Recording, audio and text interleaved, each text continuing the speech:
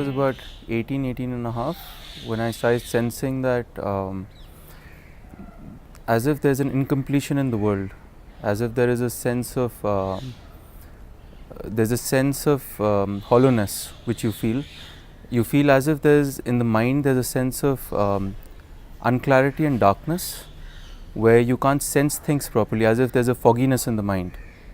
So since I sensed this darkness and fogginess and this incompleteness in the world, there was something in the soul which seeked more, something which where I can. So I felt limited, as if there was a sense of finiteness or limitation with everything which I did. A sense of wherever I wanted completeness, it wasn't there. So then I started sensing that there must be something within myself which must be infinite, which must be so complete and total that through that I would fulfill or complete myself. So basically it was at a very young age, and this sense of incompleteness is what you feel, this limitation everywhere in whatever you do, in any practical action, in anything what you're trying to do. You feel that you're there's a darkness in your mind and it's not full of light, right? So it's as if you feel night within yourself versus a sunlight within yourself, right? So so you start so there's a cry in your soul which kind of leads you to the truth within yourself. So there is a cry within every human soul, and as long as you can reach out to that cry within, you start sensing the meaning of life, that what really wants to express from within yourself towards the outside. So I think so this this whole world where the whole idea of money and education and marriage and children and everything put together puts you into a kind of a dream world of this world, right, where you get lost. And though all these things are true by themselves, there's nothing wrong with any of these things, but what you lose is that you lose yourself into these things. So you lose yourself into a human being, into a business, into anything. You lose yourself into it. The whole idea of spirituality is this, that from within yourself you feel this infinite light, this infinite peace, this infinite power, this infinite joy, which in Sanskrit is called Satchit Tapasanand. It's referred also in the Upanishad several times. And so to seek this, your soul naturally is that reality. You are naturally infinite, right? So if you sense that you're naturally infinite, you'll naturally find that this world is a limitation of your infinity. So while you're doing your practical action, while you're doing your everyday work, so what we sense in this world is that there is a limitation. When we are born as a human being, we have limited intelligence, we have limited power, we have a sense of peace which is limited because we can be disturbed at any point. We enter into chaos in our minds at any point. So there is this limitation of even of happiness, even of bliss or joy in this life, or limitation of love. So everything in this world as if is a sense of limitation of Satchit Tapasanand. And what we want is as if the infinity of this light, infinity of this knowledge, infinity of this power, and infinity of this love and bliss within ourselves, which is within ourselves. And from within ourselves we can give it into the world, into our work. But what people tend to do is that they try to seek this knowledge or this love or this peace from other people, from the world, from objects of this world, from desires of this world. And what you miss is that, and what you forget as if, is that all this is within yourself. You're already infinite and complete within yourself. So why do you seek it from the world outside? Because this world is only an expression board, as if for an artist, which is the God within you, to express himself or herself into this world, and you're just a channel or a flute through which he blows. You're a flute through which he blows himself into you and into the world, into the works of this world, right? So what people tend to forget is that they are infinite within themselves. The limitation comes when you think you're finite, when you think you're limited, when you think you're just this body. So being just the mind, you're not the mind, you're just not the life energy or the body within yourself. You are the soul which is already infinite. The only difference is this, that people forget this idea and forget meditating on this idea that you are infinite, Once you start meditating on this idea that you are infinite within yourself, you're this unlimited energy which is flowing through all nature, like all plants, trees, stars, the moon, sun, everything is running by this infinite energy, which is also within yourself. So it's all within you, above you, around you. There's infinity all around you. So what people tend to do is that they don't remember this knowledge within themselves. So by remembering this knowledge, this infinity within yourself, you tend to become infinite. You merge into this infinity. So the analogy would be something like this, that you are like a bubble in this vast ocean of energy.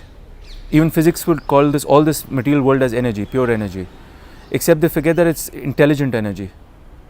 It's not a stupid energy which is governing this world. It's a super intelligent energy which is governing this world. In fact, it's an infinite energy which is governing this world. So people tend to forget this whole scenario, and we need to realize this, that since we are surrounded by this infinite energy, if we make ourselves silent, if we make ourselves surrendered to this energy, to this infinite energy, it flows into you, and it gives you that peace, that knowledge, that light, that bliss, that happiness in infinite quantities, not just in limited quantities, in infinite quantities.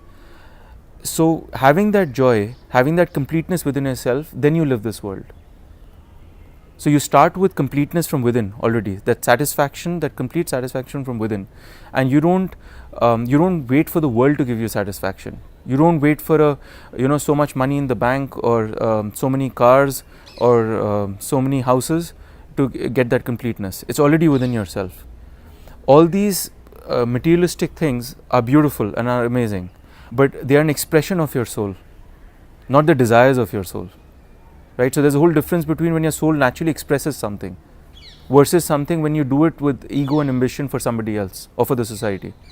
So it's a movement from the spirit within you to the materialistic world. It's not a movement from the materialistic world to the spirit. So once you start remembering this, that you're infinite, you're this infinite spirit, you're this infinite reality which contains everything in completeness. At that very point, you started meditating. You started entering into that reality. So you are this bubble, and this infinite ocean of energy is within you. And as a bubble collapses into the sea and melts into it, you also as a bubble can melt into this infinite ocean of energy. And at that point, you start finding the meaning of life. Because the minute you remain just a circle of the bubble, if you look at the bubble in the ocean, the froth of the bubble, and you observe it very carefully, the boundary surrounding it is just your ego. Once the ego goes away and that bubble surrenders itself into the ocean, you become all infinity. You become all souls, this whole universe. Each plant and tree and atom of this universe, you'll feel it as your own inner self. And you'll care for it in a very different way then, because you'll identify with this entire universe as your own inner self. So it's this universal self which has become all these objects of the world. All these things of the world is this one universal self, this one ocean of energy which is jumping up and down like waves, right? And creating the plants, the trees, the oceans, everything is just that one universal energy. So once you start remembering it, that is the knowledge which takes you within yourself and makes you infinite and makes you complete. So the whole idea which I realized when I was very young, that this world is a limitation of this energy. Basically, I felt like a tiny little thing, this tiny little bubble, and hence the limitation of my inner self. So I meditated for years on this image of that I am this tiny bubble, and this universal energy of this ocean is within myself. So my meditational practice constituted of this, that where I would feel myself, this limitation, and then I would feel my soul from the center of my chest merging into this universal energy. So as I merged into it, I became more infinite, I became more complete, right? And I felt that it's also as if an inner technology, which I realized was something new, which even science or technology hasn't realized so far, what we call as science and technology. There is an inner soul technology of your consciousness, of your inner self. And once you realize this, what you can do is, you can fill yourself with infinite light within yourself, which means intelligence, right? So this means that it is a technology as if to increase human intelligence, which so far even science hasn't realized. So what is amazing about spirituality is this, that when I made sense of education, for example, if somebody would go to Harvard or a Stanford, right, or for that matter, go to the highest in this world, right, what they're trying to do is they're trying to fill their mind with this light, this inner intelligence, which they would execute then in their works as the force coming out of their intelligence. So what I realized that in spirituality, you're filling yourself with this light and this infinite light and this infinite energy. So it is the technology by which you increase human intelligence, which I think is equal to light and force, right? So as the light increases within you, if the spiritual light comes within you, your human intelligence, this brain intelligence which people call, increases multifold. So you can do a 10 years of increasing of intelligence in probably a week's time of inner spiritual practice. So I think even educational institutes the world over and even science has missed this whole point where they don't realize that spirituality is a method to increase human intelligence. It is a technology to increase human intelligence.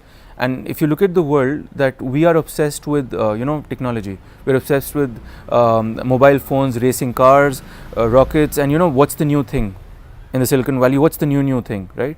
So we are obsessed with technology, but what we missed is we are obsessed only with outer technology, with outer objects.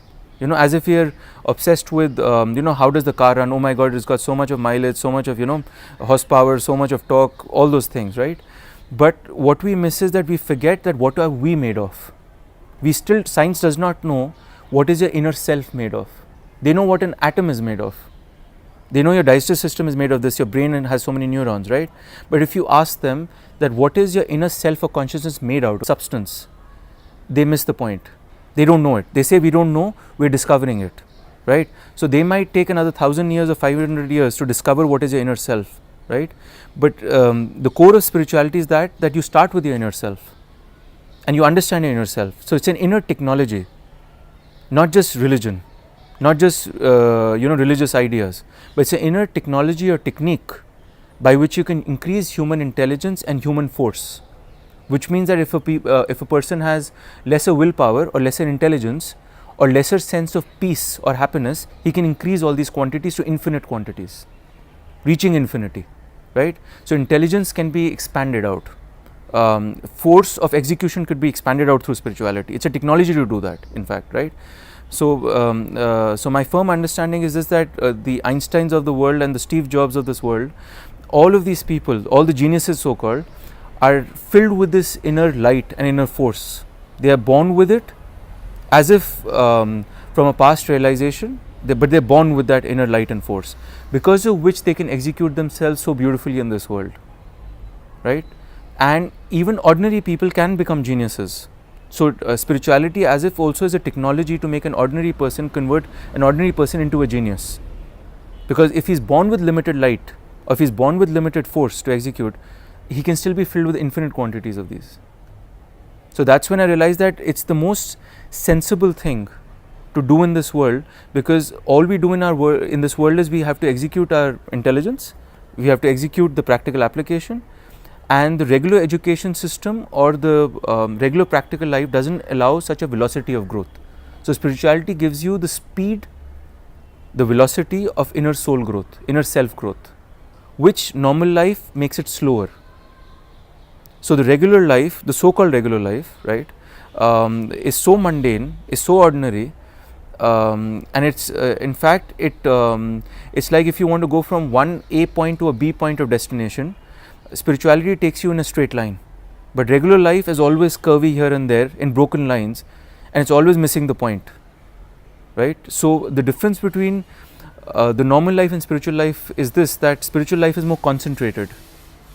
It's more focused, and it's more concentrated to this inner self, and the normal life is as if diffused, it's not concentrated. So obviously spiritual practices have this element of concentration into this inner reality, which makes this process faster. So the most sensible thing in this world is that if you want to increase your human intelligence, which is even the practical target of mankind, right, to increase inner human intelligence and inner human force, right? So if there would ever be something called human engineering, right, which is looking into your human soul and inner self, not just an automobile engineering or a mobile phone engineering or a internet engineering, right, or a technology engineering. There is something called a soul engineering or a consciousness engineering, right. So today mankind doesn't have the rule book for that. It doesn't know the laws of inner engineering. It's confused about it, but it's not clear about it, right. So I spent my life from a very young age trying to figure out these laws inwardly. So there are laws to it, there are principles to it, like in technology, like in science. There is a law to it, how you grow your inner self, there's a principle to it, there's a technology to it, right. So even mantras, even concentrations, all these methods are inner technologies, except science today is living in a in its own as if hypnotic state, that science has been so successful, technology has been so successful, right. So it's living in a hypnotic state for the next last 200 years we were successful. So next 200 years is also going to be the objective or the outer world's technology, right. But what we are trying in spirituality to study is the inner world technology. What is our self made out of, right. So science cannot answer it. The commercial world cannot answer it. What is the inner self made out of? We are living with our inner self all the time. We have to bear and tolerate our inner self all the time, as if, right. But science does not answer what is your inner self and how do we deal with it. How do we make it infinite? How do we make our inner self grow? Technology doesn't answer it, right. So the only answer we can find is within spirituality. Psychology today is so nascent, it's in such a beginning stage, even that doesn't answer it. So unless we don't go into a self-discovery within ourselves, we have no solution, and we cannot say that we are going to jump out of this body and leave our inner self. So you have to always bear with it. And if what you're bearing the most with, you're spending the maximum amount of time with your inner self, even more than your mobile, right. So mostly people are so obsessed with technology that they're into their outer self, right. So once you're so busy with the outer self, you forget your inner self. So the whole idea with spirituality is that you start remembering your inner self and start figuring out the laws of inner technologies and make yourself grow. So if that is not the most intelligent thing to do in this world, or the most intelligent thing to invest in, then nothing else is.